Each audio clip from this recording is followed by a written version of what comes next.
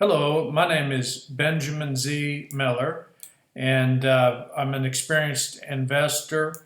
I'm going to answer the question, how does a multifamily investor truly verify a rent roll? Well, the best way is you're going to get copies of the bank statements from the seller. So you would request copies of the actual bank statements.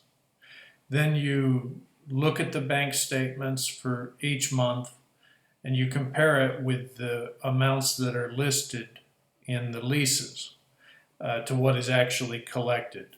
So it's extremely important to get copies of the bank statements from the seller. Sometimes you may have a seller that insists the amount of rent collected is higher than what's shown on the bank statements. In this case, if you want to proceed, you would negotiate an escrow setup that the rent collected. So basically on the day of the closing, the seller would not get all of the purchase price. Some of it would go into an escrow to guarantee the rents that is being promised by the seller.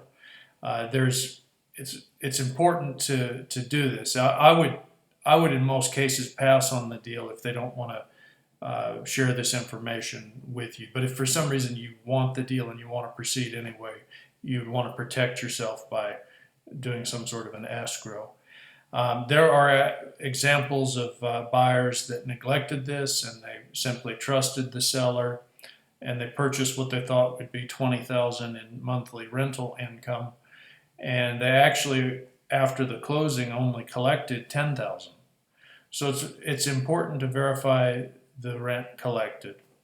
The seller's basically asking you to trust that the rent is higher than what's shown on the bank statements, or they won't provide the bank statements in some cases.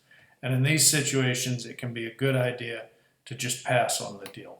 But if you do want to proceed, you should negotiate the deal where some of the purchase money on the day of closing goes into an escrow and it's not released to the seller until the rent roll performs as promised by the seller for some period of time, maybe 6 months or 12 months.